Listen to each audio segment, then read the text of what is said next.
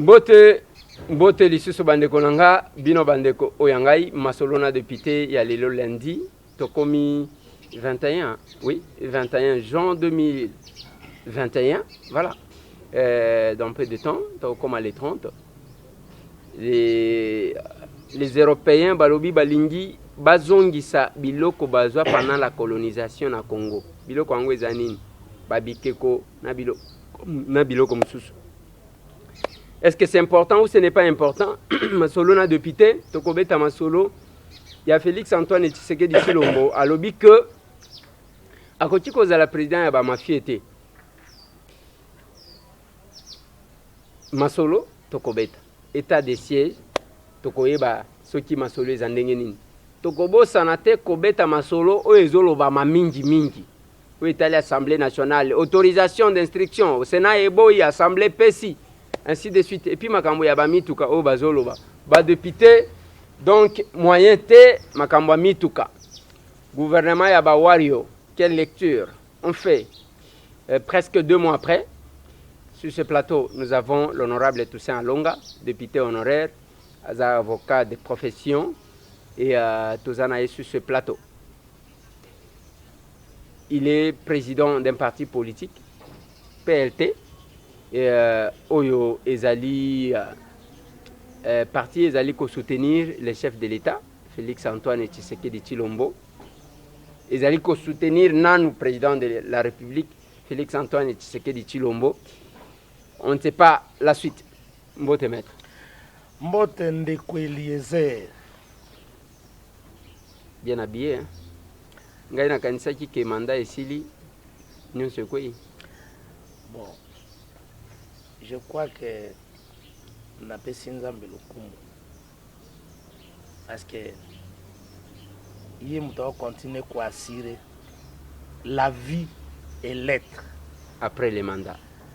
Aussi longtemps que Nzambe ozana bomoi bato nyonso ba opesa confiance na ye ba ozara jamais dessus. Là vous parlez en tant que pasteur ou bien en tant qu'avocat ou bien en tant que politique? Je vous parle les vérités dont je fonde ma conviction. Le vrai Dieu.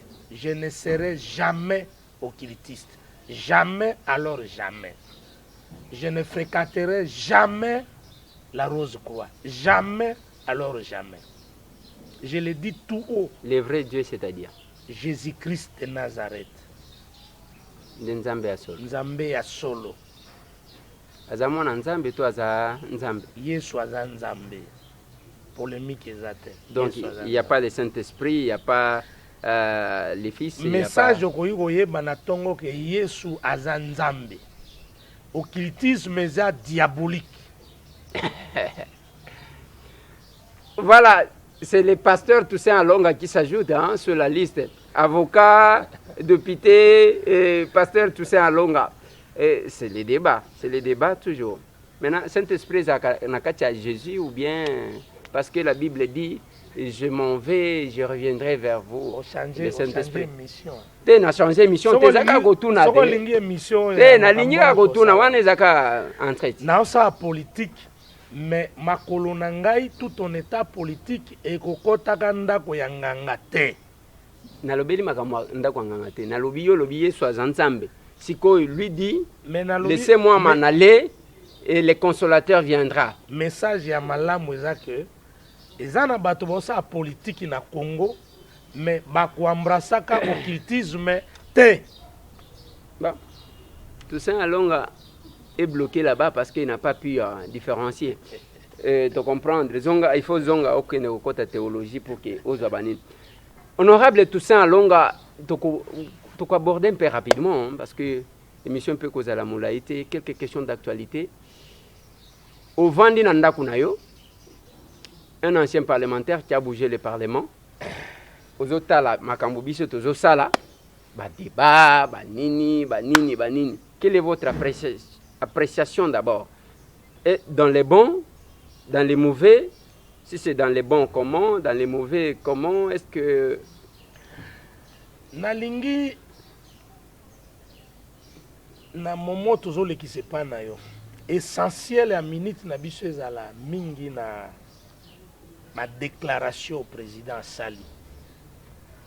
À ce qui concerne Mutuna na yo. Tokokoma wana. Yezayo te mutozo orienté mission. À ce qui concerne Mutuna na yo. Ouais. Yo za journaliste monene. Tu es parmi les grandes gueules.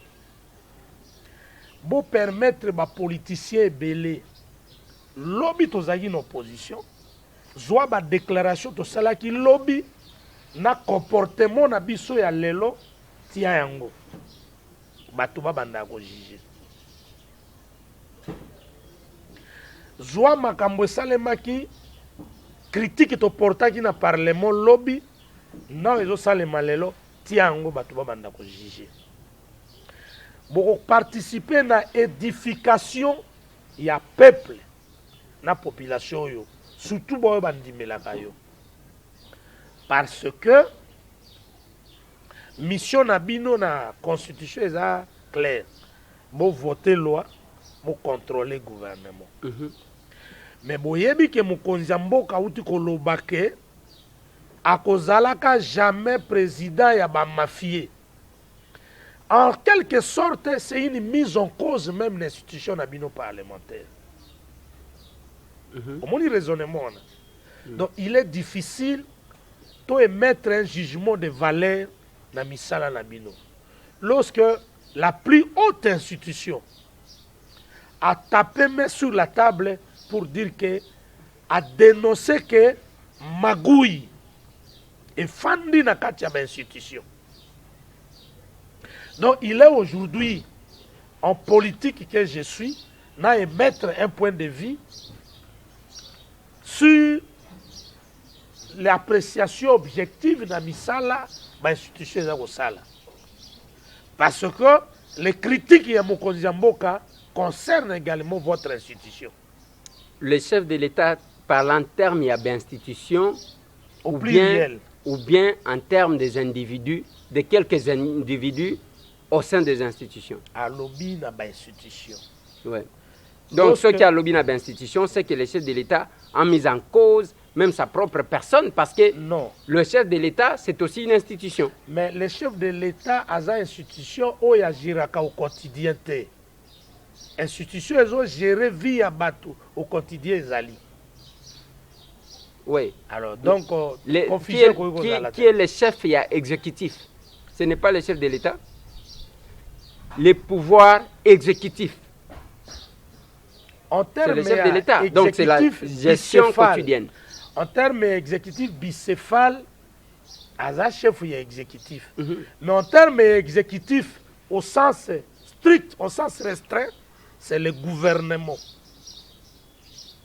C'est le gouvernement qui gère. Le gouvernement. Le président ne gère pas au quotidien. Le gouvernement qui n'est pas du tout une institution, qui est une partie, soit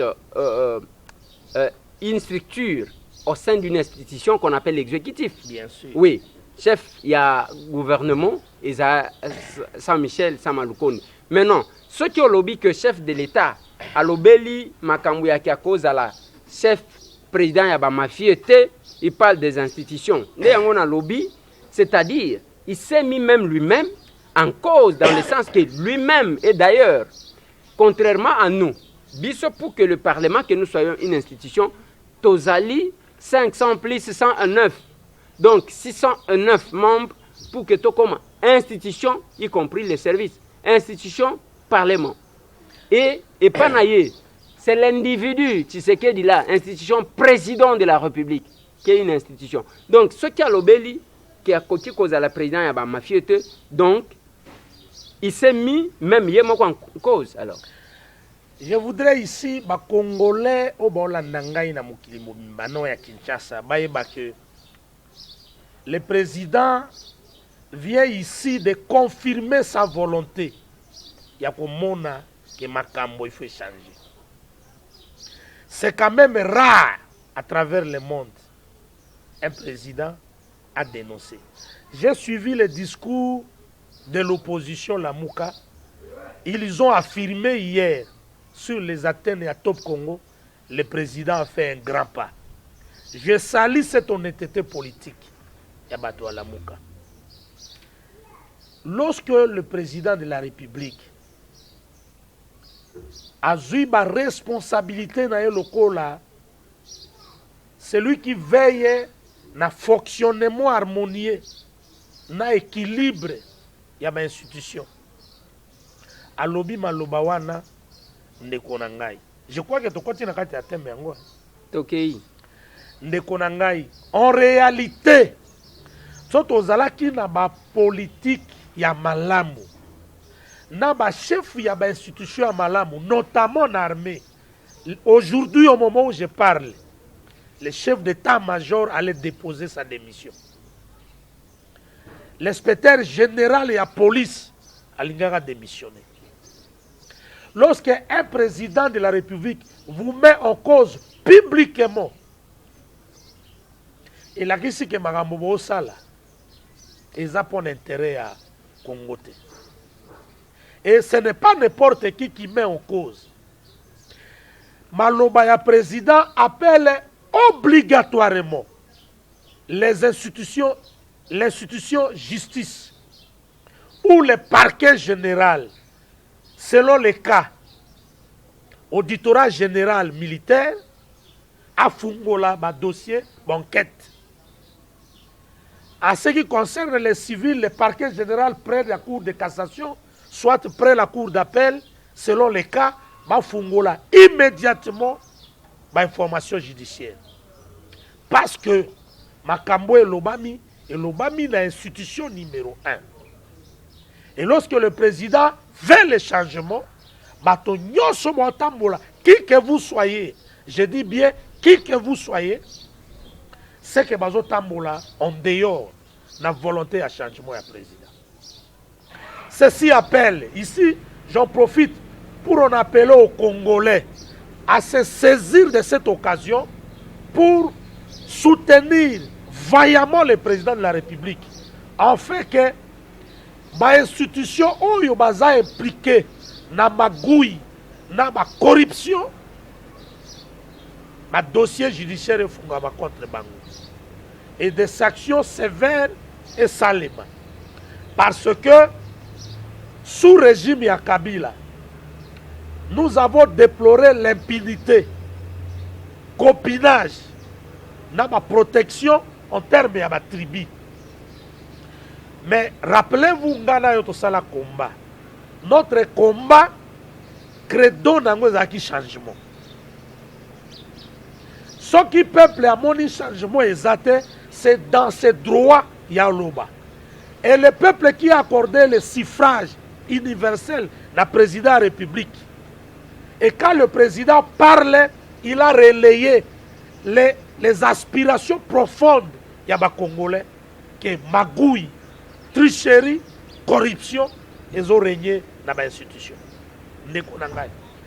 Vous savez que les lois magouille, la tricherie, corruption, ils ont parrainé dans l'institution.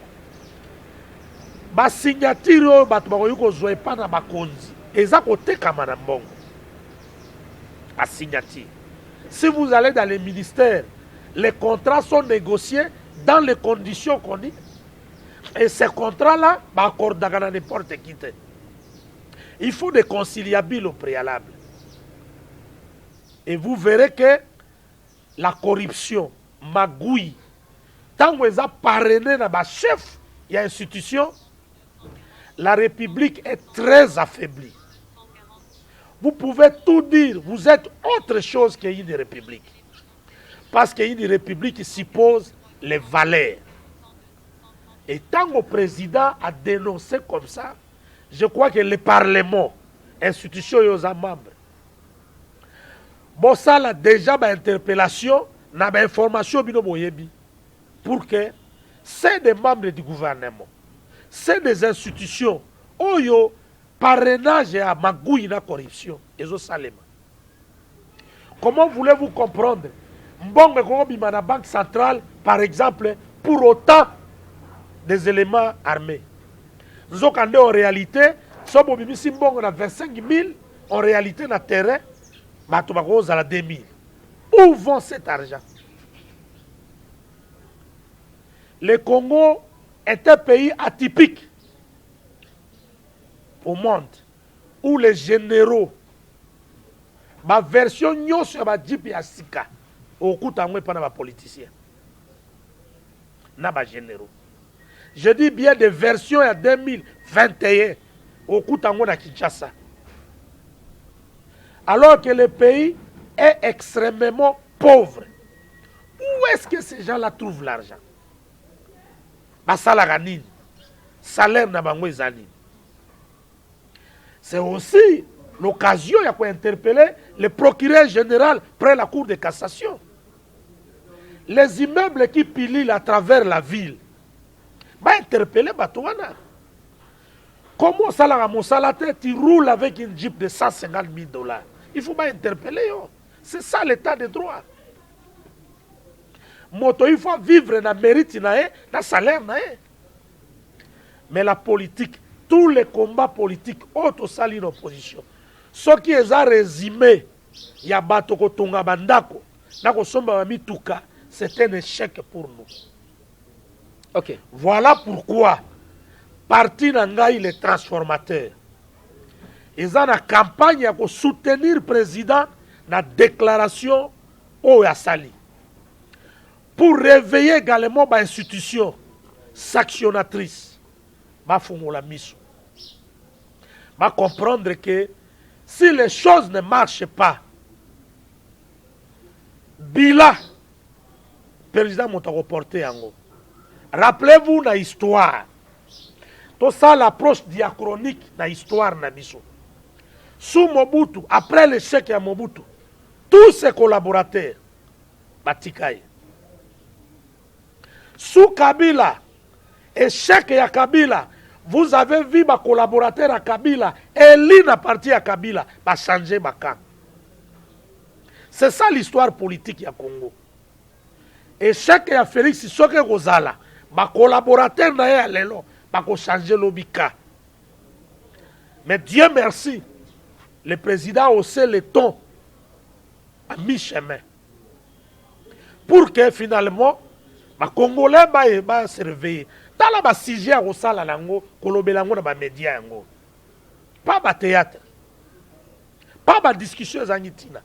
Parce que les déclarations du président, elles ont concerné l'opposition.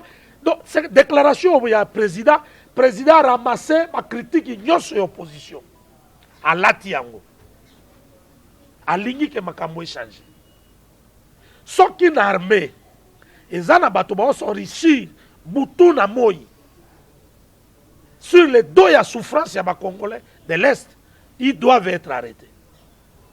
Ceux qui ont l'autorité civile, même judiciaire, ont besoin d'influencer Makambo négativement. Pour qui président Yemoga lobby, la justice, votre mou. Trafic d'influence et zongi la vitesse de croisière. Trafic d'influence. Joie dossier dans le parquet, ce sont les appels. Il y a un magistrat qui a commis mal à l'aise. M'appel téléphonique, mon colo na mon colo. Makambo yoto critique qui a un lobby. Corruption et zongi en vitesse, to condamna qui a un lobby. Les lots to koyi kondimate. Maintenant que le président a donné le ton, to terre na no ba divergence ya pamba. C'est l'avenir ya mboka. Parce que lorsque le fondement est ébranlé, suite na ngwezali. Le fondement ici, bateau baza chef d'état-major yende mota diriger l'armée. Procureur général yende mota diriger parquet, premier président à la cour de cassation ou la cour constitutionnelle yende mota registré à diriger ba domaine wana. Mais tango bango ba reproche ça le contre bango, c'est-à-dire fondement ya mboka eza kokufa. Comment refaire le fondement? Il faut des hommes honnêtes. Il faut réhabiliter la fonction et la sanction. Qui que vous soyez, vous avez sanctionné. Et c'est le rôle, Yabino Congolais, de dénoncer tout haut, partout où vous êtes, tout autre comportement. C'est dans quel pays au monde où enrichissement est facile le quoi 2019, tu étais pauvre locataire. 2021, propriétaire d'une villa de 2 millions de dollars. Zimbongo Wapi. Ozimbongo. Comment tu peux expliquer si on a un crédit à la banque, au salaire nini avec quoi on a un crédit? Voilà le rôle de la justice. Voilà le rôle de la peuple à déterminer. Et non pas de bruit. Nous sommes fatigués dans le discours, dans le bruit. Maintenant que le président a donné un ton, moi et mon parti, je soutiens à 100% les déclarations du président. Et dès aujourd'hui, je vais multiplier les émissions pour interpeller les consciences des gens que trop, c'est trop. Il faut que ça change. Tout le trafic d'influence, tout le corruption, tout les autres qui se croient sortis de la cuisse de Jupiter pour dominer les autres inutilement. Tout le on est fatigué. Il faut que ça change. Pourquoi? Parce que pour que les choses changent. Tout ça en longue article là qui au moins temps pour que on se défoule parce que Ozala qui n'a pas. Je vais poser la question. Est-ce que c'est du président Yakosala comme si c'est un opposant Lokola Moto Azo Lela ou bien ça lui de prendre des décisions sévères parce qu'il nous a parlé. Quand il nous demandait il y a qu'investir le gouvernement. Voilà ce que le président nous a dit. Alors bien abisso que donnez-moi ce gouvernement parce que je vais prendre des décisions radicales. Est-ce que c'est au chef de l'État de se comporter en opposant qui est en train de dénoncer au lieu de prendre des décisions parce que c'est lui le commandant suprême. À quoi il s'achève d'état-major Lelo par l'ordonnance Linzaka Naekaka. C'est lui le magistrat suprême. C'est lui qui a nommé l'IGF qui fait parler de lui aujourd'hui. Parce que les données Wanazo Pesa, ce sont les données recueillies sur terrain. Sur base, il y a Moussala. Voilà là où j'ai dit qu'il ne faut pas mettre tout le monde dans le même sac. Parce que les chefs de l'État, il y a mon côté qui est tambola tambola. Ils ont un service au Basali Moussala. C'est sur base de ça. Oubliez que la vraie information président a la population. Oui. Et c'est sur base de ça. Mais maintenant, est-ce que c'est au chef de se plaindre ou bien c'est au chef d'agir? Merci. Une très bonne question. Les chefs ne s'en plaint pas. Une très bonne question. Avant toute chose, ils ont maloba. La émission que sont qui dans un pays sérieux, na bateau ba haut fonctionnaire de l'État, on a cité ba combo. Chacun a domaine na e. Ceux qui azalaki animé na souci, na esprit a équité na justice, les lois, tolingo yoka ba démission cascade. Le président a mis en cause l'institution ébélée. Il a parlé, il s'en suivra les actes. Je crois que lui-même a parlé. Je vous ai dit tout à l'heure là que l'opposition radicale, Malobi, le président a fait un pas vers la bonne direction. Je salue l'honnêteté de l'opposition. Finalement, la guerre entre nous, c'est par rapport au Congo. Et quand quelqu'un fait du bien pour le Congo, il faut le saluer. Maintenant, il reste les actes. Il faut que Bino Batoya Média, Bino Bato appartenir à l'institution pour comprendre que le président a dénoncé, il faut maintenant mener une campagne. Voir ceux qui sont en train d'entretenir ma magouille, ma corruption, ceux qui sont à la base, n'affaiblissement à l'État, lobby, va sanctionner. Ce n'est qu'à ce prix-là, Congo est au Kendaliboso. Autrement dit, qu'on nomme la comédie, nous avons reproché Kabila pour ça. À sanctionner qui motote, il a géré 18 ans, il a fait semblant comme si tout allait très bien, alors que les choses allaient très mal. Mais maintenant, Toussaint Alonga, dans l'Ingi Toyeba, cette politique-là, parce que les lots, responsable belé bazaya kokanga, bazana prison. Est-ce que ce n'est pas une politique de remplir les prisons où il faut apparaître le règlement des comptes? Non. Et que, au lieu, parce que j'ai entendu UNC, voilà, j'ai entendu UNC par son secrétaire général, je parle de l'UNC parce que c'est son secrétaire général, Billy Kambale, qui a dit, bon, l'ancien ministre qui venait de sortir, à l'objet que il y a les gens, au lieu de gérer le pays, bango bazole qui s'attend à bango, il y a kokangisa, il y a korégla kaba compte na bato. Quelle est votre réaction? C'est-à-dire que nazana regret nanga ezak bato il faut pas élever esprit na bango. Bato yozolo bake bakangi bango, c'est comme si ces gens-là n'ont jamais commis le mal et n'en commettra jamais le mal. Balobi règlement des comptes, ça c'est lui. Dans le raisonnement nangai. Oui. Question est simple eza boy. So bakangi moto, bo poser question. Trait de vie au moto anazo mené na kati ya Kinshasa, na salaire nae. Et eux permettre à vivre bongo. Question est simple. Justifier ndenge nini yo moto moko okoki kozala na 42 jeep ou eza na valeur de 60 à 100 000. Si vous les multipliez, ça fait combien? Bon, on nous aura. Ah, on peut nous cangabato, ça facile. Rétro-commission. Même yé moko ministre. Rétro-commission. Attends, toute la question. À ça, les 2 ans. Aux yeux salaire, on multiplie en haut par 2 ans. Et qu'on peut permettre yé à somba 3, 4, 5 ndako. Question est simple. So bakangio na ba condition. Mosala ezo sale maté. Tala moko oyo esenga ba courager. Batia mutu bakata aya signer bato pour ordre ekota. So to continuer kana ba rythme ya bon. Oyebi course au gouvernement. Moi ça m'étonne.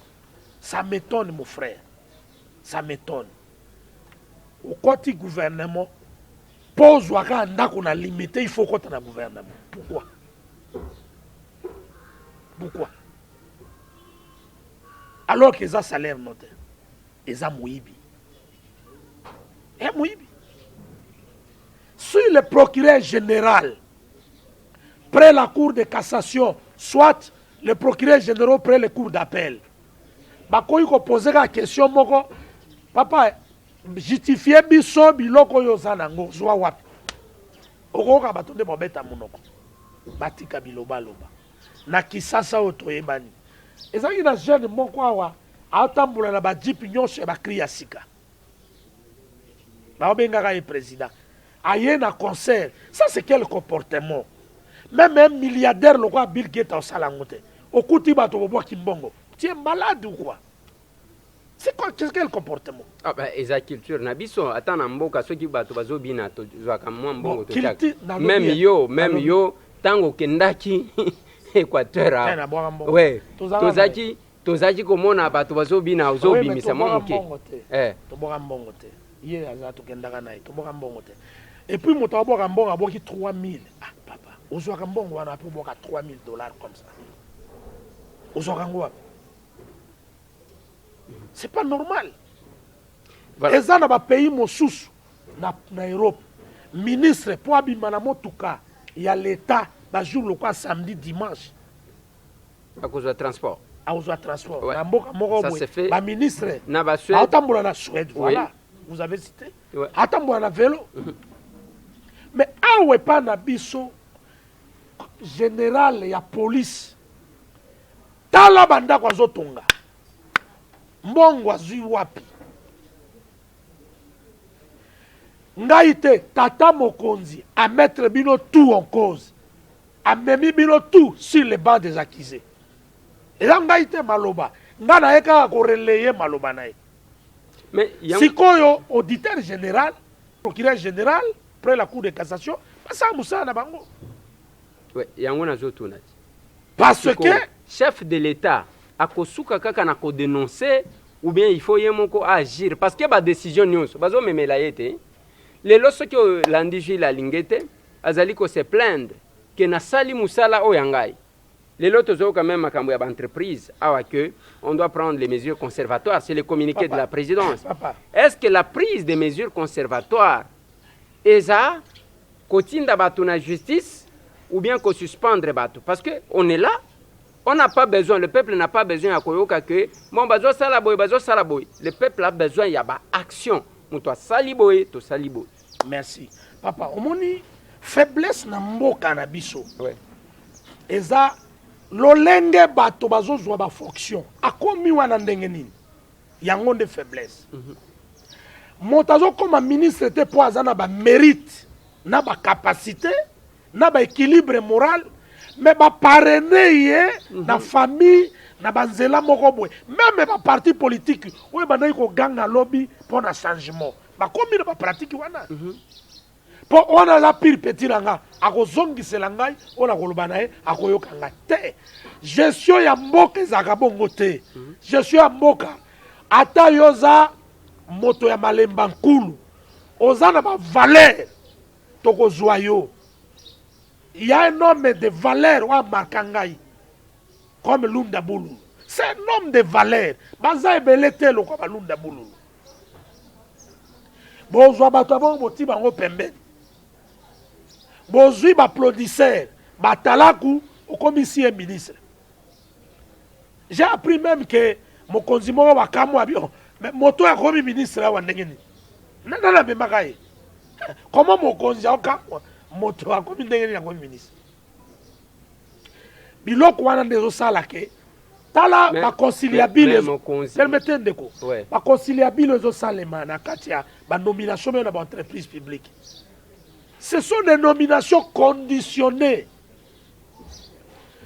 Le principe au Congo est que les meilleurs sont toujours dehors. Ce sont les conditionnés.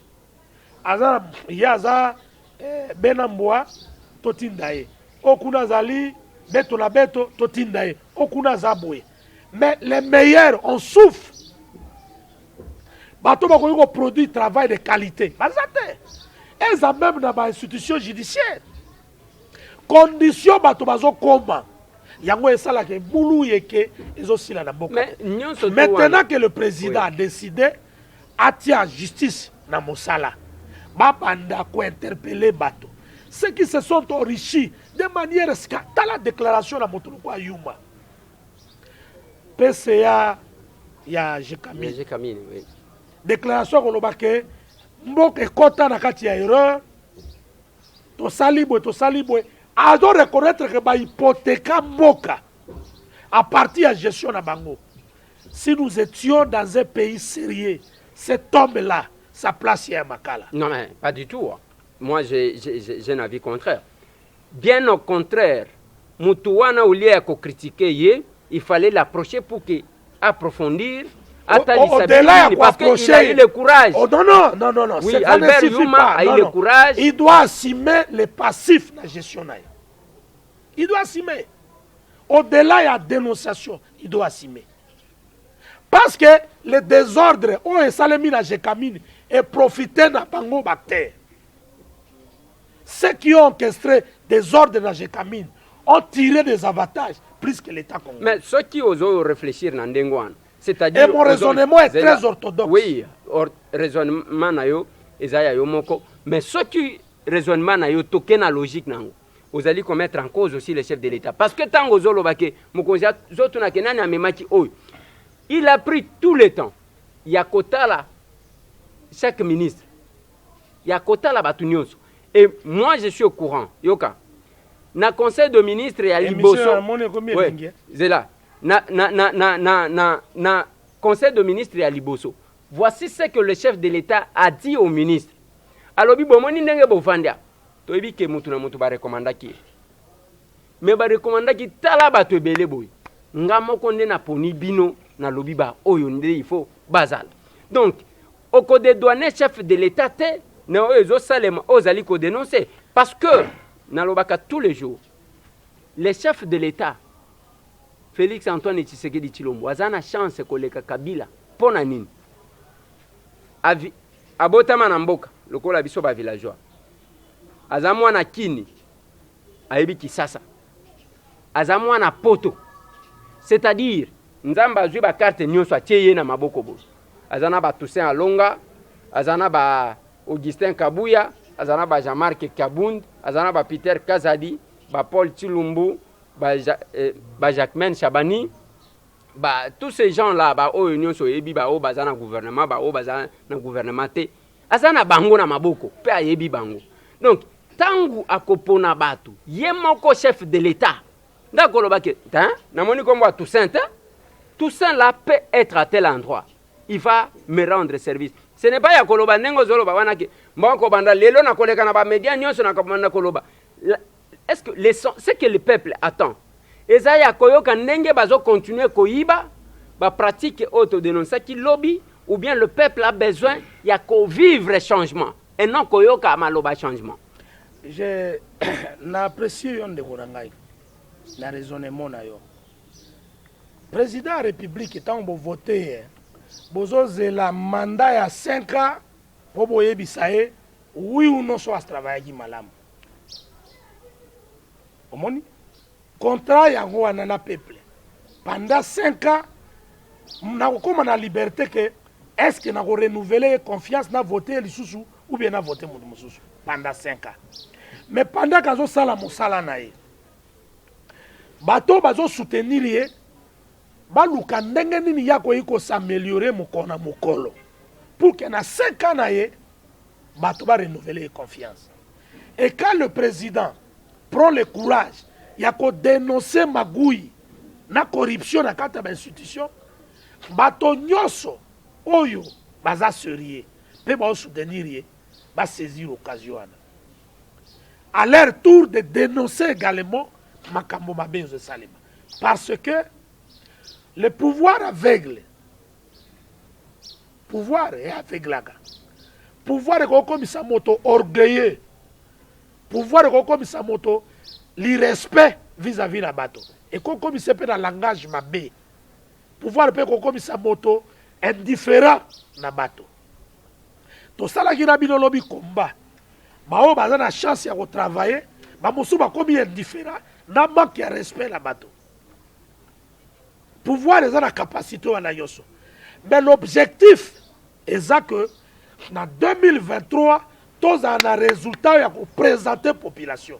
Ce qui est athée, tu vas voter. Tu vas battre campagne pour le plaisir de battre campagne. Parce que j'ai battu campagne dans l'Isala. À l'époque, en 2018, combien de bâtiments de la comboire Félix d'Équateur? Combien? Même combien sont descendus là-bas? En foot, tika qui est Bazamouké. Biso toyoka soni. Poto lobaki. Soto moni ba réalisation te. Moi, je vais assumer. Moi, je vais assumer. Que soit qu'ils aient un côté, je vais tirer mes conclusions politiques. Alors, c'est le moment de l'aider.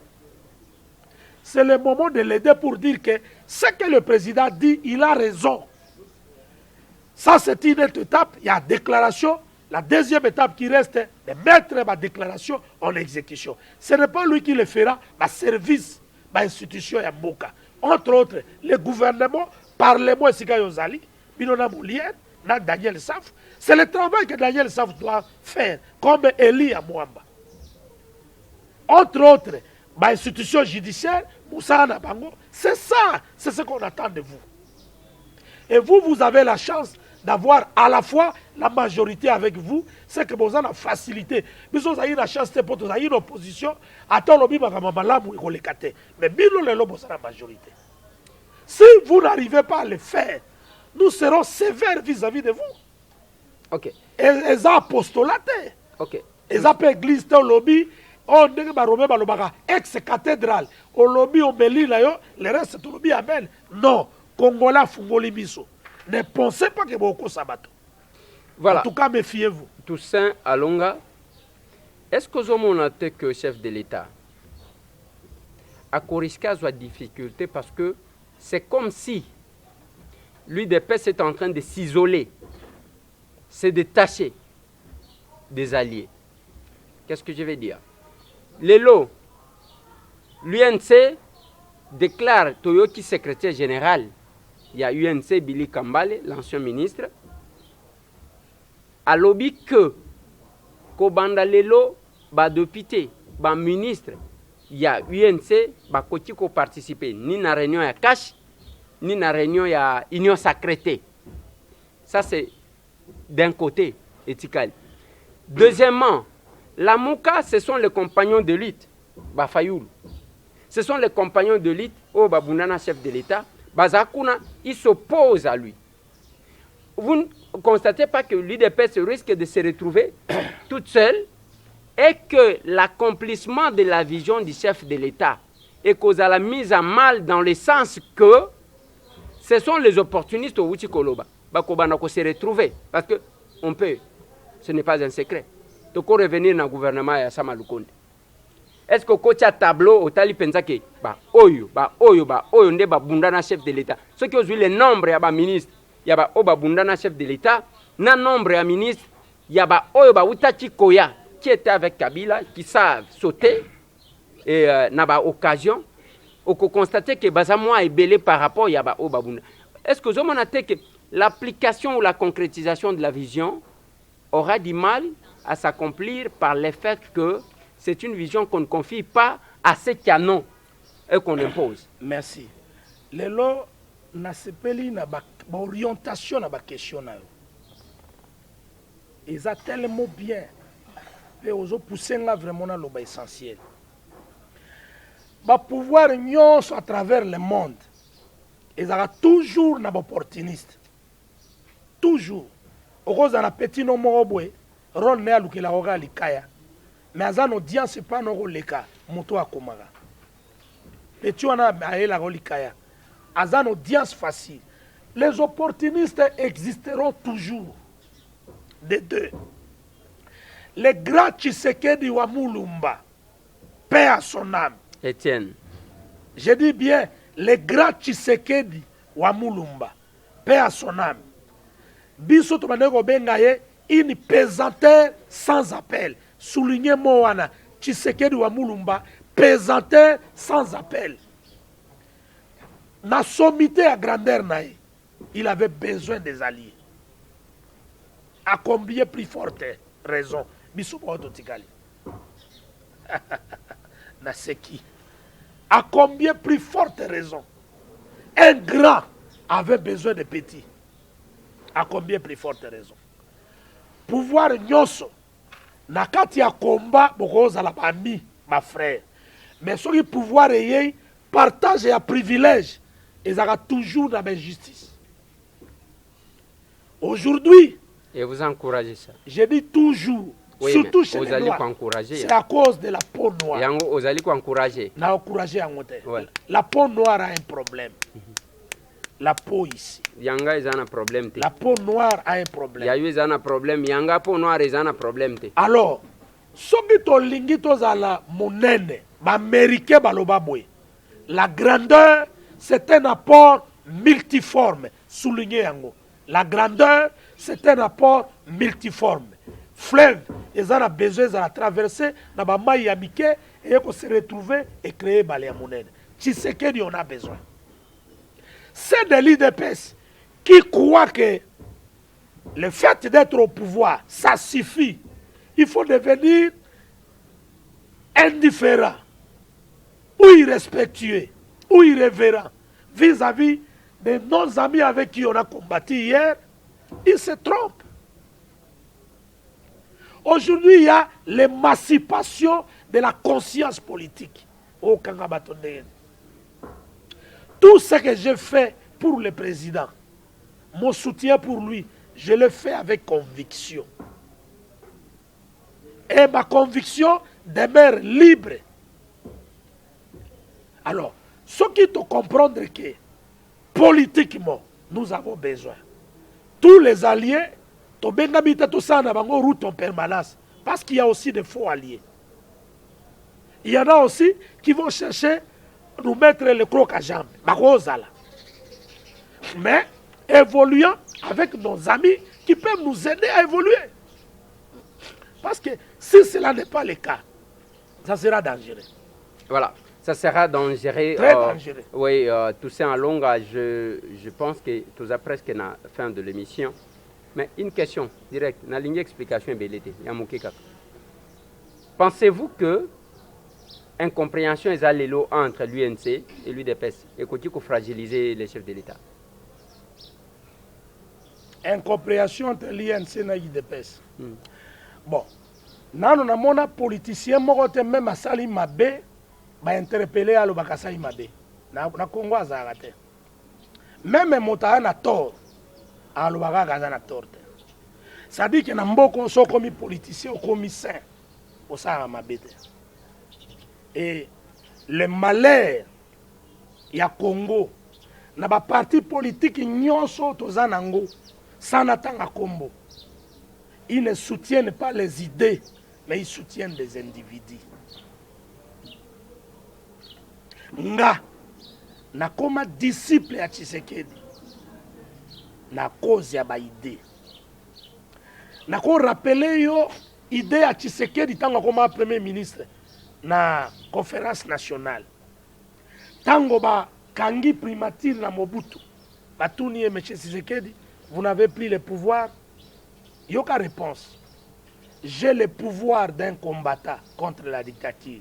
Il dit au-delà d'être premier ministre, être un combattant, c'est un pouvoir. Au moins, il y a une idée à Tshisekedi. Nako bossa na tout, mais biloko ane latanga na mutu. Nga nakoki kondimate. Dans un pays qui est en concurrence par rapport à son émergence, ma parti politique etika na bakombo ya dirigeant na biso. Non. Défendons les idées. Quelles sont les idées? Non, la déclaration, oui, parce que l'émission ici, pour la ligne, la dernière question. Retrait, il y a UNC, na cache et na union sacrée. Est-ce que tu peux fragiliser, déstabiliser, perturber le chef de l'État? C'est la réponse que nous attendons. D'abord, il faut faire un... D'abord, remarque que oui, les partis politiques doivent arrêter de défendre des individus, pas défendre des idées. Ça, c'est un. Deuxième chose, l'IDPS et l'INC qui se sont unis à un moment. Il faut rappeler que Cash et Zaramba parti m'ont soutenu. Donc la responsabilité à Cash, na mabe nango, na échec nango, na malamu nango, et ça IDPS na INC. Ngaza membre à Cash. C'est à tort. C'est à tort. Au moins, la charte va partir pour adhérer à la cache. Est-ce que déstabiliser le chef de l'État, oui ou non? Division na bangomi balé.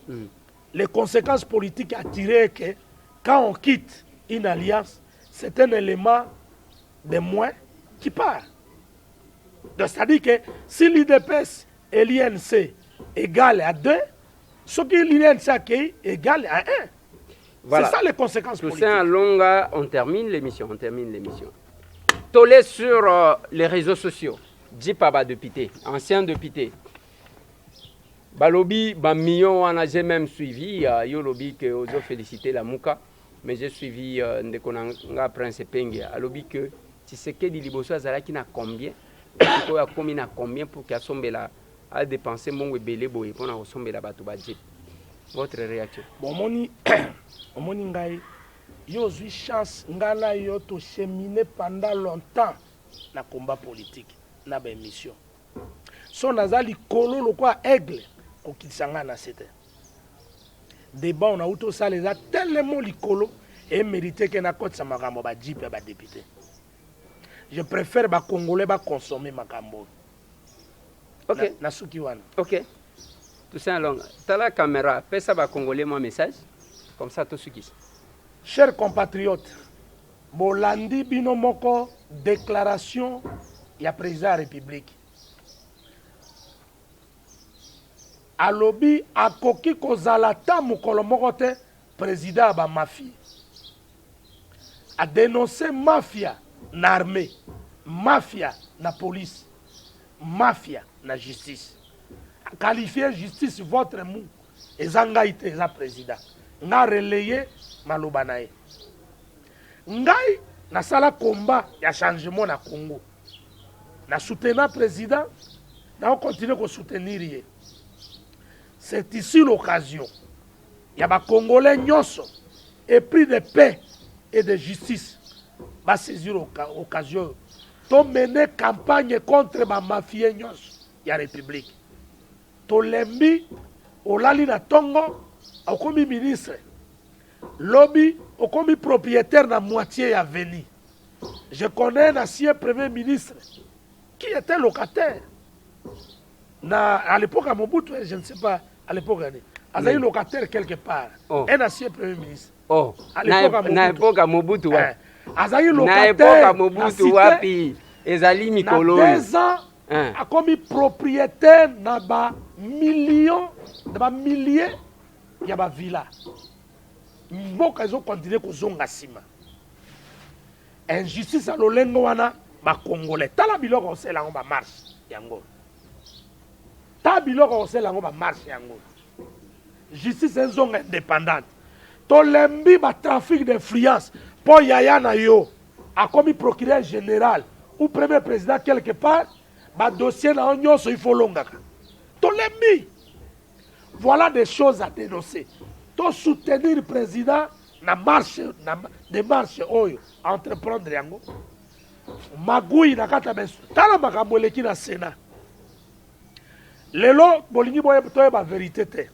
Mais question na tout na bino ezabwe. 200 et quelques millions et sala mosalate. Est-ce que tokoyi koyeba quand même te mbongo kenda wapi? Si oui, c'est notre droit. Bon permettre biso quand même toyeba. Si ce n'est pas toi, ça peut être l'autre. Alors, si toi, tu peux nous éclairer, il y a qu'à éclairer, biso. Ça, c'est le droit le plus légitime. Maintenant, bato nyonso bakota na pouvoir, so ba bibi, basala eloko mabete. Kabila, asala eloko mabete. Matata, asala eloko mabete. Oyo, moto, nani asala mabe, mais l'ironie du sort, mboka yo tambola. Merci, Toussaint. Voilà, réflexion nangai. Congolais, ça réfléchit. Merci, voilà, il en est terminé. C'est fini l'émission d'aujourd'hui. Et Sili. Mais là, quand on tirer comme les Suzanines, la responsabilité partagée, Bissonio sont tous responsables. Toussaint Wanazolo est responsable. Chef de l'État est responsable. Pourquoi la responsabilité partagée? Toza Awalambo Kanabiso. Je suis pour les gens qui estiment que place Yozali, Salana Noumalamu, avant Yako Moutoumsous. Je suis très d'accord. Et Lelo. Bilan dans l'Assemblée nationale. Oui. Lelo Ndenge Tokolo. Oui. Lelo Ndenge Tozali Awa. Les chefs de l'État. À Lobi Makambouya Makasi. Je ne reviens pas. L'honorable Toussaint Alonga venait d'en parler. Mais, Nalobaka, une chose. Quand vous cherchez à faire porter Moutou vision Oyo Atikala Kozala Nangote, il aura une difficulté de faire appliquer la vision. Très bien. Et c'est ce qui pose problème. Les autres sali union sacrée. Chaque fois que tu as une réunion, tu enregistres Kabiso Kaka. Tous les escrocs d'hier, tu as union sacrée. Tu enregistres Kabiso Kaka. Tu as enregistré Jean-Marc Kabound qui défendait leur cause. Tant que Zolo Bakena Kosa l'avocat Nabino, tu enregistré les réseaux sociaux. Samedi, tu as président de l'Assemblée. Azolo Banaba député, Babimisa Banegonanga, j'étais là. Babimisi Batunion, même bas service. Bobima. Toligneka Kabiso. Totikaliwana va enregistrer président Bosso. C'est pour vous dire que on ne doit pas faire confiance na Batoubaye Sikoyo. Botala bisika Batoubaye Sikoyo. Place Bonoma Bango. Banoma Ka Batouba Oute Pana Bango. Je le dis, je ne dis pas parce que Toussaint Alonga est sur le plateau. Les chefs de l'État connaissent qui est Toussaint Alonga. C'est un juriste. Les lomiers vos postes et tout là. N'engezo tout là, wana. Ba poste les autres tout là, même la présidence. Conseiller principal. Il y a question juridique. Ça on a depuis Nicole Boachaken. Vide. C'est-à-dire Batou Bazate. Mais ce qui on a besoin de faire avancer le pays pour que tu partages bilan. Associez-nous. Hein, associez-nous. Ngai ndenge na zabo itala. Ezala oba mandataire ndenge bazo bimisa wana. Je ne suis pas demandeur. Natikali wana, je venais de diriger une commission de tous les enjeux il y a qu'autorisé pour que Batoba qui ne répondre devant la justice. Et Sénat et Betty Poto. Et nous sommes fiers aujourd'hui. Nous avons dirigé cette commission remplie de professeurs de droit, mais on a abouti à une solution, il y a qu'autorisé. Je suis fier. Oh, tout ça en longue azolo ba bilan. Il y a biso ba bilan, ils ont kenaka malembe, wana yanga muke et koti. Très bien. Et nous le faisons. Mais ce que j'ai dit au chef de l'État, bapesa yo nyonso nzamba lingio. Apesa yo nyonso. Yo ne pona zo olingi. Mais 2023 c'est pour bientôt. Juin yango ezosila. Kala mingi te tozana 2022. 2022 ko banda wana nazo ebisa bino ezande match kwata. Parce que mutu na mutu alinga la kisa que population alingaye. Mais c'est notre victoire. Oui. Yango tolobaka na batu que tozaba tu ya ba soutien à Tshisekedi te. Nous sommes dedans. Ceux qui viennent soutenir, il y a qu'à soutenir Nabi. Ah oui. Nde yango wana mais bino ba parrain, yozo se plaindre makambo ya ba parapluie. Parapluie wana uta kuna. Akosalela ka batu na ipase. Yango moni bavoka baza passe. Mais bande ko nangalo bitokolobela makambo ya ministre oyo abimi environnement. Hein, akabola atekatala bespace. Omoni makambo ya colonie oyo balobaka. Ya ndenge bayaka kosomba mabele na mungwa. Hein, bapesi bakoko na biso mungwa bazu yango. Tokoya kolobela makambo est-ce que c'est important? Ya kosenga bikeko ezonga. C'est ce que les blancs vont nous restituer comme colonie. Est-ce que bikeko wana ngana villageois na leka banzela wana ceux qui oyebi valeur à ekoté na yebi ba cérémonie. Ceux qui ozana posa oyena tangisi yo. Na Sankuru kuna balobi balongola mukumadi bacha intérimaire parce que akosa le loko moko te. Ezakaka oloyeko makasi ezali. Boloeko c'est tout. Boloeko ana mandez aussi là monsieur le gouverneur. Kaka makasi ezali to sentir population sentir de na lobi mabe na yo papa Kaseni pona ni yo motema mabe boye ngana motema mabe te plus de 143 998 311 332. Est-ce qu'on peut nous intimider? On ne peut pas nous intimider. Pardon.